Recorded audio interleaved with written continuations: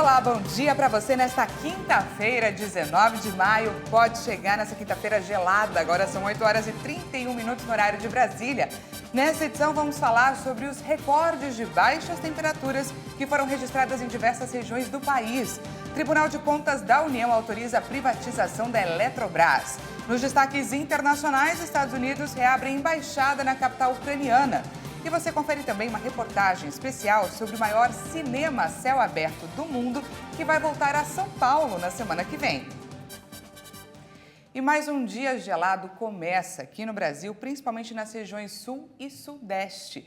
Várias capitais registraram temperaturas abaixo de 10 graus e, em alguns lugares, as mínimas foram históricas, como na Vila Militar, no Rio de Janeiro, onde às 4 horas da manhã os termômetros marcaram 11,5 graus. A cidade de São Paulo também teve a madrugada mais fria do ano, com 6,6 graus registrados na estação do Mirante de Santana. No Gama, Distrito Federal, os termômetros chegaram a marcar 1,4 graus e, de acordo com o Instituto Nacional de Meteorologia, a sensação térmica chegou a 1 grau negativo. Antes dessa quinta-feira, o recorde era de junho de 1975, há muito tempo atrás, quando o plano piloto registrou 1,6 graus. E Belo Horizonte também bateu o recorde. Os termômetros marcaram 4,4 graus entre as 6 e as 7 horas da manhã na estação Mercadinho, região oeste. Por lá, às 4 horas, a sensação chegou a 11,6 graus negativos. Essa é a menor temperatura registrada na capital dos últimos 43 anos. E olha só, não é novidade que o outono, as temperaturas no Brasil caem e em algumas partes o frio é intenso. Mas a força do frio em maio começou a surpreender. Ontem, quarta-feira, tivemos o registro da primeira queda de neve no Brasil e temperatura de 2,4 graus negativos. Ontem fez frio até no Acre. E no meio de tanto alerta, há também muita fake news. Talvez você já tenha ouvido que essa é a maior onda de frio dos últimos 100 anos no Brasil, mas será mesmo que isso é verdade? Para falar sobre isso, a gente vai falar com quem tem autonomia no assunto, o senhor Francisco Diniz, chefe da previsão do tempo do Centro do INMET. Bom dia, senhor Francisco, seja muito bem-vindo. Bom dia, Daniela, bom dia aos ouvintes, tudo bem? Muito obrigada. Primeiro, antes de tudo, vou agradecer a sua disponibilidade e já vou para a primeira pergunta. Diante de diversas informações de origem duvidosa ou bastante exageradas que têm circulado aí nas redes sociais, que todo mundo tem acesso, a gente quer entender o motivo, até quando deve durar essa frente fria e se as menores temperaturas já passaram, ou seja, um resumo, né? Explica pra gente esse fenômeno e se o pior já passou ou ainda está por vir. Então, a massa de ar frio, ela realmente é uma massa de ar, vamos dizer assim, é de uma abrangência grande, né, pegando grande parte do Brasil. Apesar que ela não está sendo, vamos dizer assim, muito intensa, mas porque ela veio de uma maneira diferenciada devido àquela tempestade subtropical e africana que bloqueou muito o ar frio entrar pelo sul do Brasil e ir para o oceano. Então, empurrou o ar frio vindo todo pelo centro do Brasil. Ou seja, ele veio pelo centro do Brasil, invadiu pela parte norte também do Brasil, pela parte sudeste, tanto que no Rio Grande do Sul, Santa Catarina, não caiu tantas temperaturas assim como realmente deve cair, normalmente cai, né? Ou seja, por exemplo, aqui em algumas áreas do centro do Brasil, aqui com Minas Gerais, as temperaturas estão até mais baixas do que lá em muitas localidades no sul do Brasil. Então, como ele está o ar frio ficou meio bloqueado, então demora a sair esse ar frio, né? É algo de uma semana. Como começou na segunda, terça-feira, hoje está sendo o dia mais intenso dele, do efeito desse ar frio, até amanhã ainda um pouco mais intenso. Então, final de semana ele começa a sair para o oceano e começa, vamos dizer assim, perder mais a intensidade, e aí começa aos poucos se elevarem as temperaturas, né? Então, até amanhã ainda tem um efeito dele de maneira significativa, mais ou menos um pouco parecido com o de hoje, né? Para o mês de maio, esse ar frio com essa intensidade assim não é, vamos dizer assim, não é comum, né? É atípico, né? Se a gente voltar atrás aí, a gente vai ter aí mais ou menos lá para 1977, quando teve um maio também com temperaturas muito baixas assim, em grande parte do Brasil. E ainda que esse episódio tenha sido isolado, consequência, claro, do deslocamento da massa de ar polar, o brasileiro ficou, é claro, temeroso. O que a gente pode esperar do inverno, né? Do nosso junho, julho? Então, ainda está no outono, né? Vamos dizer assim, né? Está no outono. Normalmente, quando esse ar frio começa a chegar de uma maneira mais intensa no outono, já é quase assim final de maio para início de junho, né? E esse agora já chegou logo, vamos dizer assim, uns 15 dias de antecedência, meados do mês, né? Meados do mês de maio. Isso significa dizer também que a gente ainda vai ter muito tempo pela frente que condições propícias novamente aí à chegada de ar frio de forte intensidade assim sobre o Brasil novamente pela frente, né? Principalmente ainda agora no mês de junho, que deve ser mais propícia essa condição. Por quê? Porque nós estamos aí ainda com o efeito do fenômeno climático da Laninha, que contribui para que haja exatamente condições de temperaturas mais baixas com chegada de ar polar de maneira mais significativa, pegando exatamente grande parte do Brasil. Como, por exemplo, no ano passado tivemos 3 massas de ar frio de forte intensidade, que causou geadas em várias partes da parte sudeste do Brasil e do sul do Brasil, causando danos, né? Como esse agora deve ter causado geadas em Minas Gerais, áreas de São Paulo, áreas daqui do sul do Goiás, também do Mato Grosso do Sul, e que ainda deve continuar essas condições para amanhã. E, novamente, as outras massas de ar frio devem vir, né, mais ou menos nessa situação, né, porque quando ela vem com essa trajetória no sentido centro do Brasil norte, elas são mais, vamos dizer assim, mais violentas para causar danos com condição de formação de geada e também com temperaturas muito baixas. E agora, falando sobre esse momento que a gente atravessa agora, a previsão é de que a partir de segunda-feira essas temperaturas melhorem. O senhor confirma? Exatamente. Já do domingo, essas temperaturas já começam a aumentar a partir do domingo. Já começa a aumentar essas temperaturas, o ar frio começa a sair, né? E na segunda-feira já começando a normalizar as temperaturas aí, principalmente na parte centro do Brasil, também na parte sudeste do Brasil, já começando a normalizar. Também na região sul, né? Na região sul já aumentando bem as temperaturas, porque já vem aí uma condições de chuva no Rio Grande do Sul, né? Quando vem condições de chuva, aí já aumenta já as temperaturas. E a gente tem ouvido muito falar no termo chuva congelante. Só ouvir esse termo já assusta. Eu peço que o senhor explique um pouquinho para a gente sobre os fenômenos. Neve, chuva congelada, chuva congelante.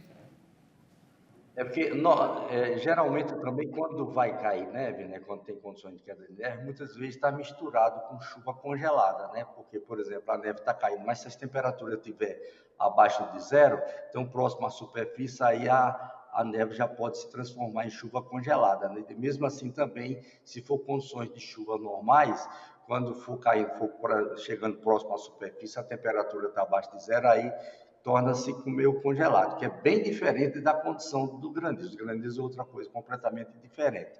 Então, é por isso que acontece muitas vezes também a situação da chuva congelada. Tá certo, a gente conversou agora, a gente teve uma aula com o senhor Francisco Diniz, chefe da previsão do tempo do Centro do INMET. Muito obrigada, senhor Francisco, pela sua participação. Obrigado a você também, né? Mas vale salientar que essa massa de ar frio não é aquilo que estão falando por aí, que é das maiores de 100 anos, não. Mas se a gente voltar atrás, por exemplo, o frio de 1975 foi o maior frio do Brasil, né? Depois teve o frio de 1977, depois teve também um frio forte também em 1985, depois teve outro forte também em 2000. Então, a gente tem um escalonamento aí, mais ou menos assim, de a cada 15, 20 anos, e tem um frio forte no Brasil. Só que esse ano agora realmente está repetindo um pouco o que aconteceu ano passado também, né? Desmistificando aí as fake news. Muito obrigada, senhor Francisco, pela sua participação. Por nada, hein? E vamos agora conferir a previsão do tempo, já que estamos falando de tempo, para algumas cidades do país.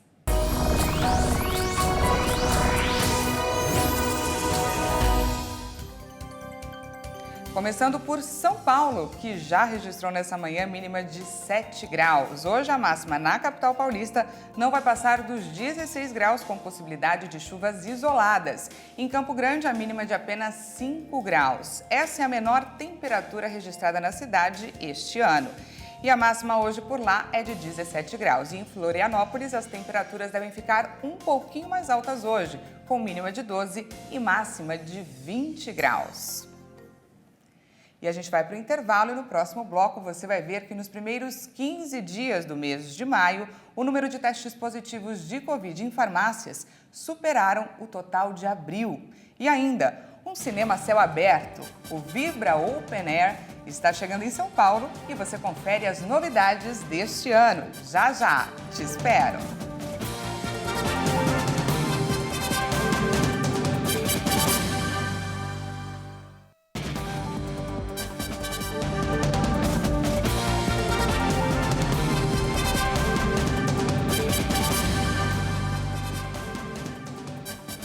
Seja bem-vindo mais uma vez, estamos de volta ao vivo, agora são quase 8 horas da manhã e 45 minutos no horário de Brasília.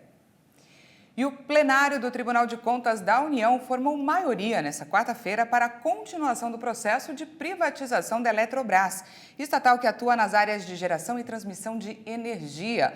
Foram 7 votos favoráveis e 1 contra do ministro Vital do Rego. O voto do relator, ministro Haroldo Cedras, como já era esperado, foi a favor do processo e sugeriu apenas ajustes pontuais ao modelo proposto pelo governo.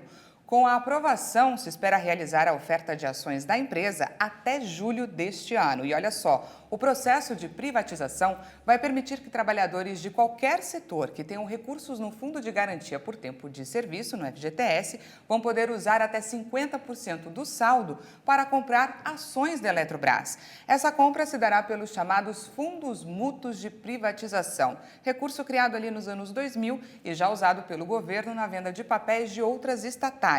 Além da estatal de energia, a equipe econômica também prevê privatizar os Correios neste ano.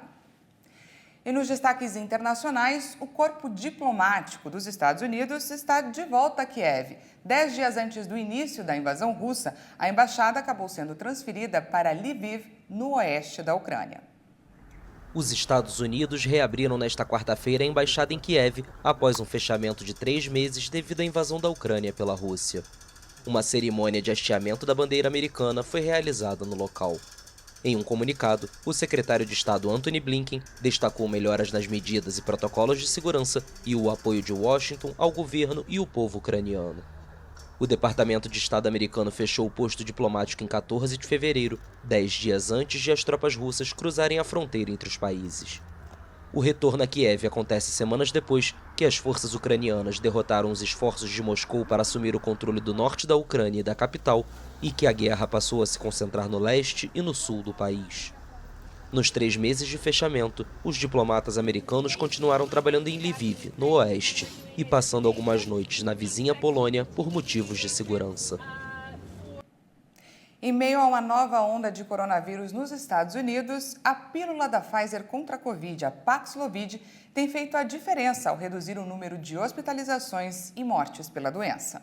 Aumenta o uso da pílula contra a Covid-19 da Pfizer nos Estados Unidos. A Casa Branca disse nesta quarta-feira que o medicamento, comercializado como Paxlovid, está ajudando a combater uma nova onda de coronavírus no país. O que vimos é um grande aumento no uso do Paxlovid, 4 vezes mais no último mês. Nossas estimativas mais recentes indicam que são 20 mil prescrições de Paxlovid todos os dias. Acho que essa é realmente uma grande razão pela qual, apesar do aumento substancial nas infecções, não vimos um aumento proporcional nas mortes. Os Estados Unidos registram cerca de 95 mil novos casos de Covid-19 diariamente, número que pode estar subnotificado, porque os resultados dos testes rápidos em domicílio nem sempre são comunicados às autoridades. Paxlovid, tomado por via oral por 5 dias assim que os sintomas aparecem, funciona reduzindo a capacidade do vírus de se replicar. Algumas pessoas, no entanto, relataram que voltaram a se sentir indispostas após os 5 dias de tratamento e que testaram positivo novamente. As autoridades americanas destacaram que esses casos são raros e que os pacientes não foram hospitalizados. E nos primeiros 15 dias do mês de maio, o número de testes positivos de Covid em farmácias aumentaram em todos os estados do Brasil, segundo a Abrafarma, que é a associação que reúne grandes redes do varejo farmacêutico. Foram mais de 49 mil casos confirmados no período, valor que supera em 54% o total registrado em abril, mesmo com uma procura 20% inferior, segundo essa mesma base de comparação. E o maior cinema a céu aberto do mundo volta a São Paulo neste mês de maio. A programação reúne fenômenos de bilheteria, grandes clássicos e outras atrações. De carro, voando, saltando, de moto, de trem, correndo, cantando, de bicicleta. A maior tela do mundo surge ao ar livre e impressiona. Vem aí o Vibra OpenNet, energia que emociona. Um telão de 325 metros quadrados e todo um aparato de áudio e vídeo que proporcionam uma experiência única. Nosso grande elenco já está a caminho. Em 98, a gente descobriu que existia essa tela na Suíça, né? E eu fiz um contato então com essa empresa, dona dessa tela, mas entendi que aqui no Brasil ia ser interessante a gente trazer a música também para dentro do cinema. Então, além da sessão de cinema, nessa tela maravilhosa, imensa, do tamanho de uma quadra de tênis, de um som surround, né? Que é melhor do que qualquer filme que você já tenha, qualquer sala de cinema que você já tenha visto. A gente ainda traz, em algumas noites, um show depois da projeção. E não para por aí. Além da sétima arte, das apresentações musicais, a ideia do Vibra Open Air, segundo o diretor, é contar uma história. O último evento, por exemplo, vai ter exposição e culinária relacionadas ao tema do filme.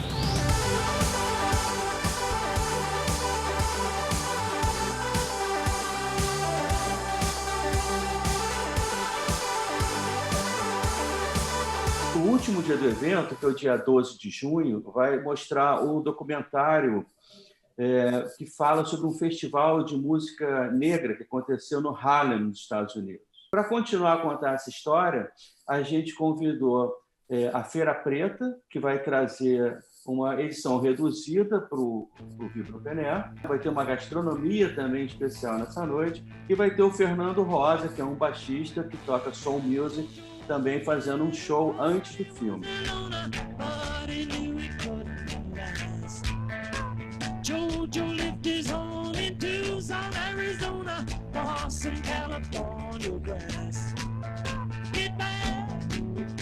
Tudo isso você confere a partir do final do mês de maio no Jockey Club de São Paulo, onde tudo começou lá em 2002. Na maior tela de cinema ao ar livre do mundo.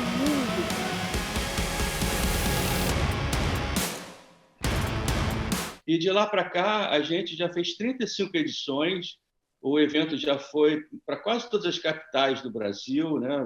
Já fizemos no Recife, já fizemos em Belo Horizonte, no Rio de Janeiro, em São Paulo, em Porto Alegre. E atravessou fronteiras. Fora do Brasil, o Open Air esteve 2 anos em Madrid, na Espanha, e outros 2 anos em Lisboa, Portugal.